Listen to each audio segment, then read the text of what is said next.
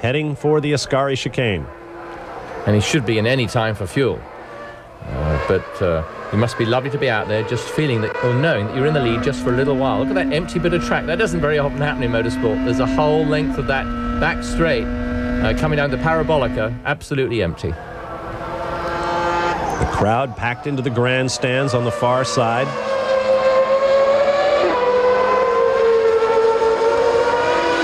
Just to hear that noise, that roar, is just that is unique to Monza. The race leader, Johnny Herbert, is in the pits on lap number 29. The crew will go to work, being very careful with that fuel hose. There's a camera looking out the back. This will put Jean Alesi into the lead and Gerhard Berger into second. Using all the RPMs to get the clutch engaged. Meanwhile, here come the Ferrari teammates across the start-finish line. And we have seen already that, of course, that Berger was really quite a bit quicker than anybody else, and of course quicker than Alesi. So I think we're going to see a very interesting bit of racing going on here. And there's not really too much animosity between these two drivers. They're both in the same team. They're both going to run for Benetton next year. And of course, my goodness, wouldn't both of them love to win this race? Hark at that crowd roaring. You can just hear them in the background. Turn up the volume and listen. The only thing that can outshout a Ferrari engine is a Tifosi crowd. They cry if you win and they cry if you don't win. They're wonderful. Ferrari has been in the news all weekend, not only the driver's situation, but Niki Lauda, their former world champion and team consultant the last couple of seasons, has left the team.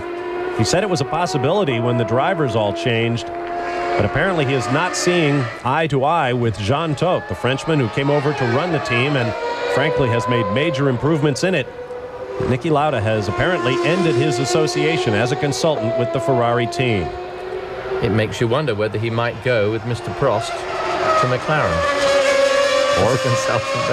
Or perhaps with Berger to Benetton. Or maybe just go back to running his airline, Lauda Air. He recently, as you see the Ferrari crowd in their chips, there is Jean Todt, who had great success with the Peugeot sports car team. Niki Lauda tends to name his airplanes after famous people. He has a couple named for John Lennon and Janis Joplin. He recently acquired a new Boeing 767, which he named for the late Ayrton Senna. Listen to that note of that car. It really is unique. That's Ferrari. And of course, for me, it brings back fond memories of the days many, many hundreds of years ago when I was there. And I can feel that I'm driving again at Ferrari. There's something so special about it. Another look at the Ferraris flashing through the chicanes. Now, you and I were at Monza a few years ago in your first effort with us here at ESPN in Formula One. And as we walked around the racetrack, the corner workers remembered you. Well, I used to walk back so often. No.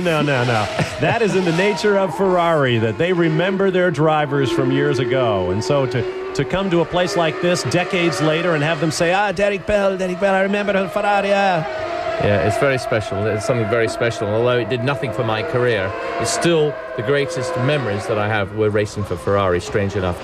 Mind you, nobody in motorsport or in the world ever knows that I drove for Ferrari because it was before the time of TV covering it and so on, but it was still the greatest experience of my life. Second pit stop for Tyrrell. This is Mika Salo.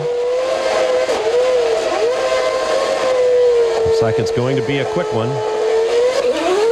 It is. Very, very quick. But it's his second stop. He's been in already for tyres after he had that little roundabout in the first chicane when he went back sideways. Salo was pitting from the 9th spot, 1 lap down. He was the first car 1 lap down as 8 cars remain on the lead lap. Well, once again, Pedro Diniz, all kinds of brake problems, and it looked like the left front wheel, the suspension or steering has broken. Something went really astray there. On Gerhard Berger's car. Nasty moment. I mean, he was really moving on when that collapsed, whatever it was that broke. The left front wheel was definitely askew.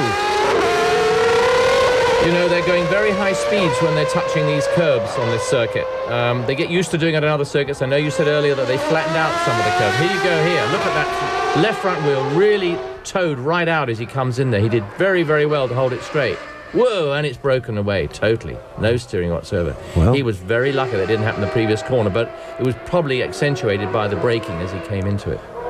There was body work on the right side pod, but that had been there for a while, that ding in the red bodywork. The left front would be the tire to hit that curb as they came through the Lesmos, so perhaps that's how it broke. Nevertheless, we are down to one Ferrari. However, it is leading Jean Alesi, who took his first win earlier this year in Canada. On the circuit, Gilles Villeneuve driving the number 27 Ferrari that is so much a part of the Villeneuve legend. So the Tifosi still hold out hope. We'll be back with more live from Monza and more of the Italian Grand Prix. We are back live at Monza with our Haviland race recap. The leader is Jean Alesi, the lone remaining Ferrari in this race. There you see Gerhard Berger's number 28 parked by the side of the road. We have had 6 lead changes between 6 drivers, and virtually all of our heavy hitters are now out of the race. As you take a look at the attrition, just 12 cars remain in the race, the top 7 of them on the lead lap. The prominent retirees, in addition to Gerhard Berger, who just dropped out, Michael Schumacher and Damon Hill. Hill punted the world champion up the back when he could not get his Williams slowed down. David Coulthard, the pole man and early race leader, suffered a wheel failure after taking it off the racetrack in the Ascari chicane. We have had plenty of action. As you see, Mark Blundell making his way around. He is back in the 7th spot, last car on the lead lap. Now let's take a look at what happened to Gerhard Berger moments ago. You see him at the back left of your screen. It doesn't appear to have hit anything, but we saw sparks and then the smoke. It looks like something exploded, almost like the disc exploded. Then it severed the front wheel, but something real. I mean, real lot of smoke and sparks, not just simply like the wheel came apart. I mean, there was a major collapse there. Difficult to say, but I'm sure Berger has a very good idea of what happened. There is Berger with his cadre of police discussing the issue. So his final Monza Italian Grand Prix for the moment with the Ferrari team. Of course, Gerhard Berger has had 2 tours of duty with Ferrari. At age 36, I think it's probably safe to assume he will not return, and that is certainly a poignant moment for him. There's Johnny Herbert, presently second to Jean Alesi in the race. He too has won his first Grand Prix this year. Look at the top 6 in points and where they are in the race. Schumacher gone. Damon Hill, see ya. David Coulthard, history. Gerhard Berger gone. So Jean Alesi will move up. Coulthard will almost certainly lose his position in the points if Johnny Herbert can keep it on the racetrack. Speaking of which, you see Mika Salo going by in the Tyrrell. He has had a big off at the Lesmos. And there is Berger, ever the darling of the Ferrari fans, perhaps of the modern era, the most typically Ferrari driver, the driver most closely associated with the team. He has done so much good work for them since returning in 1993. It's going to be very interesting to see how Johnny Herbert handles this, because Johnny's always been overwhelmed by Schumacher, apart from obviously the Grand Prix in Britain when he won. But here he is with a chance of winning almost on merit, and he has got a chance to push Alesi, and he's got to bring out that star quality that Johnny, we know, is capable of, yet we don't necessarily see very often. And here's a man with something to do as well. Jean Alesi, never challenged for his speed, but often for his head, his racecraft. Now he has an opportunity to show that he can take a car to the finish. And Herbert actually took a second off Alesi that lap. He's got it down from 8 seconds to 7 seconds. That's remarkable in one lap, believe me, around that circuit. Well, perhaps Jean Alesi is tempering his enthusiasm. He does have room over Johnny Herbert. Alesi said it this weekend, the best parting gift I could give to the Tifosi would be a victory for them today at Monza. Recall last year he sat on pole for this race, but in his first pit stop, he had problems with the transmission, got out of the car, drove to his home in Monte Carlo with his brother Jose by his side. At one point in the drive, Jose had to tell him, look, John, stop traveling at this speed or I'm getting out right now. There's Mika Salo, as we mentioned, on and off the racetrack. The Tyrrell team still struggling. Plenty of power from that Yamaha V10. And Jules Boullion looking for a way by. And gets it. Zips through on the inside. No locking up of brakes there. A lot of these tail-enders are having trouble actually getting their brakes as efficient as the front of the top team. So I don't know what the systems are, but they're finding their brakes less effective. That was a pass for position, by the way. Boullion is now in the 9 spot, and Mika Salo drops back to 10.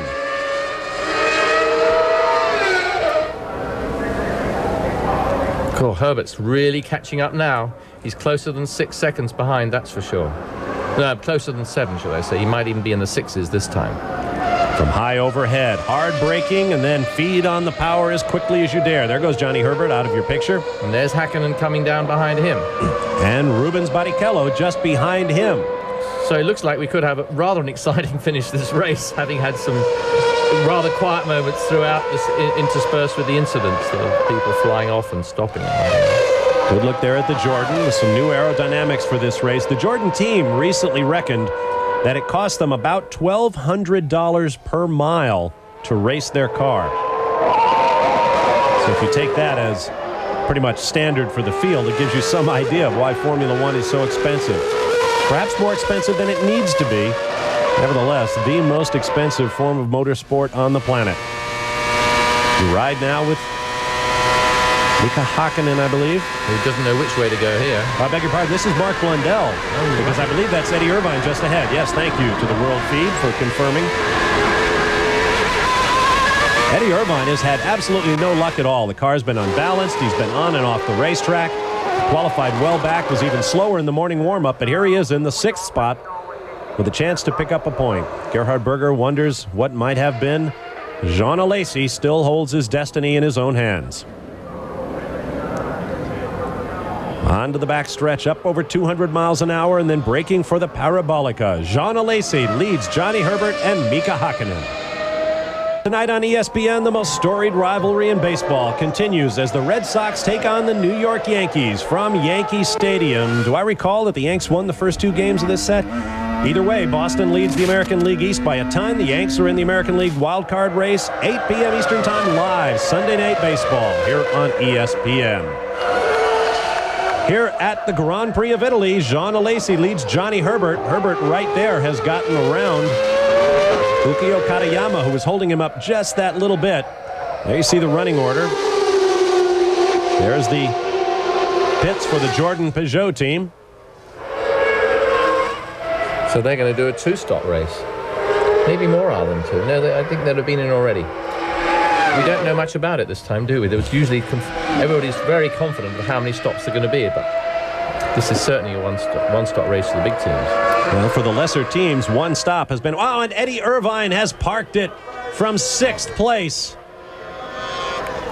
I wonder if we can have any left at the end of this. It's getting terribly, very difficult out here, but Alesi is now pulling out just a little bit. He's pulled it up to 7.5 seconds ahead of Herbert. Herbert did get tangled up back there, as you know, with Katayama, so maybe that was a little bit of a contributing factor, but Herbert's still with a great chance to win this race. Got to drive immaculately. 11 cars remain in the race. Johnny Herbert runs 2nd. What a career he has had. Terrible injuries in a Formula 3000 accident, given his first break by the Benetton team. Drove beautifully for them in the season opener in Rio de Janeiro in Brazil, but just a few races later was dropped by the team, who feared that his injuries would not allow him to perform up to his maximum. And he returned to the Benetton team after a long stretch with Lotus. Has done well as Schumacher's teammate despite the recent friction. Won his first race earlier this year, the British Grand Prix, when Schumacher and Hill crashed out. And now it appears that Johnny Herbert will be a journeyman once again, but he says, I still have it. I know what I can do. He's got the most amazing character, the most wonderful personality. He's very quiet, down to earth, and when he spoke about Schumacher the way he did, he meant it. He wasn't really being rude. He was stating a fact, that that's what the sort of guy is, and that's what Johnny will tell you. He calls a spade, as we say. The Formula One beach boy. His short-cropped blonde hair. Wears a lot of T-shirts and OP equipment. The Jordan team expecting someone. By now they no doubt know that Eddie Irvine has parked his Jordan-Peugeot. And Barrichello's lying 4th, so it could well be him. Unless they want to rent the space, it better be Barrichello. There was a sign hung out at the racetrack this weekend that said, 1 Alesi today is worth 100 Schumachers tomorrow. Right now, the owner of that sign probably has all the beers he can drink.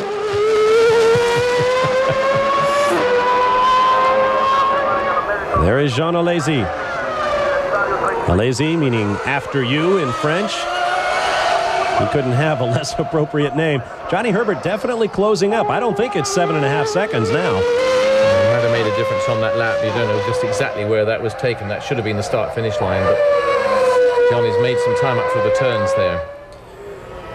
A lot of interesting rumors going on around the racetrack. We've talked before about Michelin returning to Formula One. Their #1 motorsportsman, Pierre Dupasquier, has been at a number of the recent Formula One races, and there are rumors that some of the Goodyear contracted teams have been testing Michelin tires secretly in France. Now we understand that the Bridgestone Firestone Mammoth Tire Company has 150 guests at the race this weekend in Monza. So one wonders whether that Japanese tire giant might be considering a return to Formula One as well, or a turn to Formula One. I always find it a bit, I think it's always a bit tough. Goodyear stay there through thick and thin. They've stayed there through all the hiatuses over the years of 3 or 4 different manufacturers, and then they've always stuck in there. They provide all the teams with tires. Obviously, some they have to charge. They put a tremendous amount of budget into it, and then the other teams just can come back in when they like, come up with latest stuff that they've been developing while Goodyear are supplying, and they just come back in, sort of take the ice cream and the cake, and then do 2 or 3 seasons and pull out. And everybody says, well, who's going to give us tires? And Goodyear say, okay, we'll stay in then, we'll stay in. So Goodyear stay in, we're still supply here. Them again. They're still there. They're always there, but I don't think they get treated fairly. Well, they certainly deserve a tremendous vote of thanks for all that they have accomplished, the safety measures that they have provided for so many different forms of motorsport. When you consider all of the different series in road racing, stock car racing, drag racing, short track, you name it, Goodyear has a tire for just about everyone.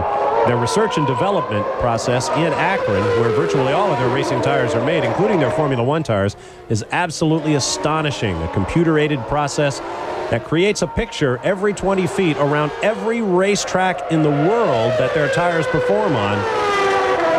And those tires are under constant development. A great vote of thanks to Goodyear.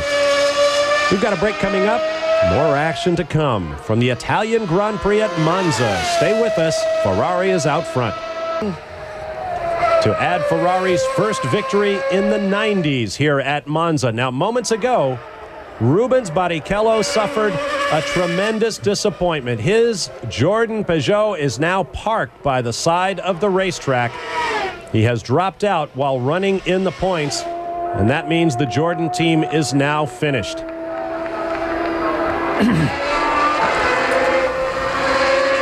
There is Eddie Irvine walking in. He will be joined shortly by his teammate. There's the gap from Alesi to Herbert. That battle continues.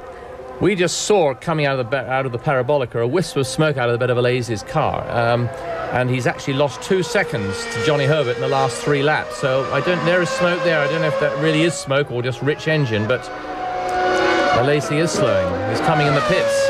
Alesi in the pits. That is not what we anticipated at all, and you can always tell when you show a bit of footage about the last time that Ferrari won. You're sure as eggs is eggs you're going to get a problem.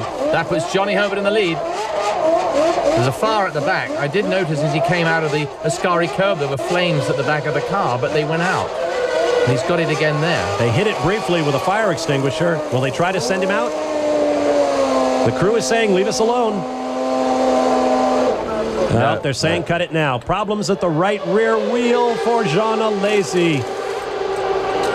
There were flames coming out of that, under the left right-hand side rear of the car as he came out of the Ascari curve on the last time, but I thought it might have been sunlight or something, but it was certainly something very bright and orange, and he came in. That leaves Johnny in the lead. No Ferrari win here this weekend. Well, there'll be a lot of very sad people here, and I guess the car parks will be getting busy again as all the fans stream out and are the least bit interested in who the heck wins from now on. There aren't too many up there on the lead lap, are there? There's 4 cars on the lead lap. Jean Todt goes over to put his arm around his man, Jean Alesi, who gave it such a great fight. And you hear the PA announcer in the background.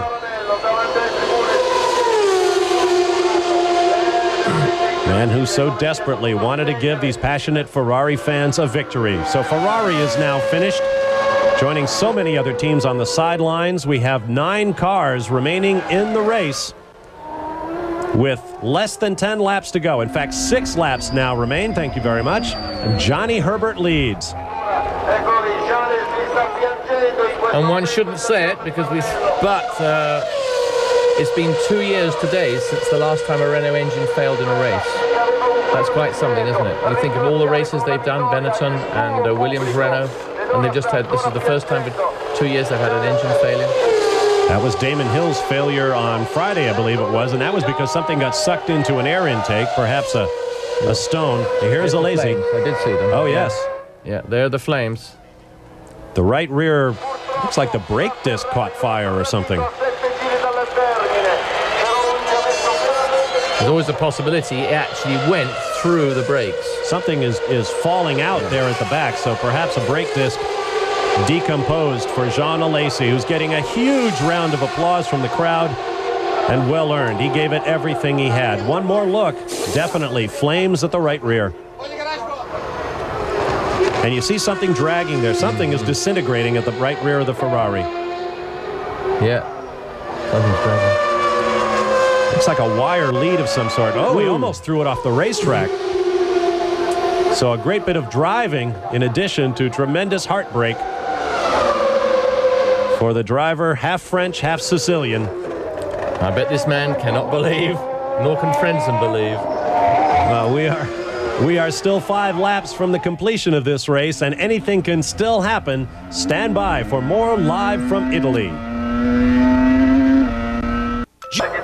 Well, the crowd of Tifosi may be on their way out of the Monza Autodrome, but we are still here. Bob Varsh and Derek Bell with you. Johnny Herbert leads, looking for his second career victory.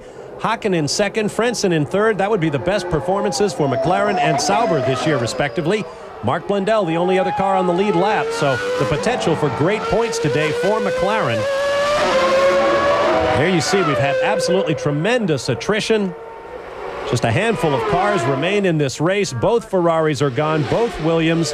One Benetton, but it's not driven by Michael Schumacher. It is being driven by Johnny Herbert. I bet Mika Salo cannot believe his luck. He's been off the road twice. He's had an extra pit stop, and he's still lying in 5th place. That's astonishing. And just one lap down. There you see Rubens Barrichello's Jordan parked at the back of your screen. Back of the track, that is. He pulled off just moments ago. 3 laps remaining.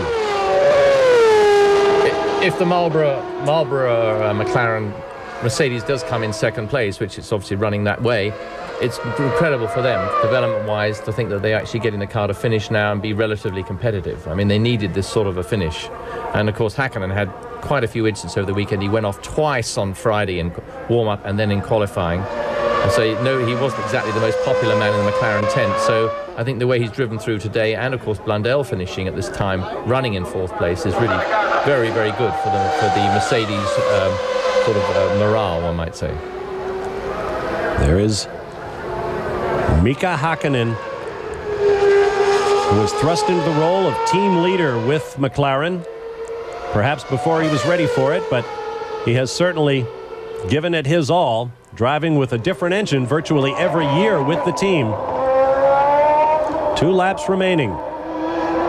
Of the top 6 in points, 5 are now out of the race. Only Johnny Herbert, who will pass David Coulthard for 4th place, and in fact will pass Jean Alesi for 3rd place in points. So Johnny Herbert, if he keeps it on the racetrack and wins this race with less than 2 laps remaining, he will leap all the way from 5th to 3rd in points. And as you see, he has Mika Häkkinen well in hand. Yes, he's pulled out about 7 seconds on Häkkinen in the last 15 laps, and obviously I think you'll find that Häkkinen's philosophy has been, I better keep this lot together because I'm not doing too well within this team right now. And obviously Mercedes are desperate to get feedback from finishing a race. If you don't finish it, you're not going to get feedback as to the performance of the engine, wear and so on.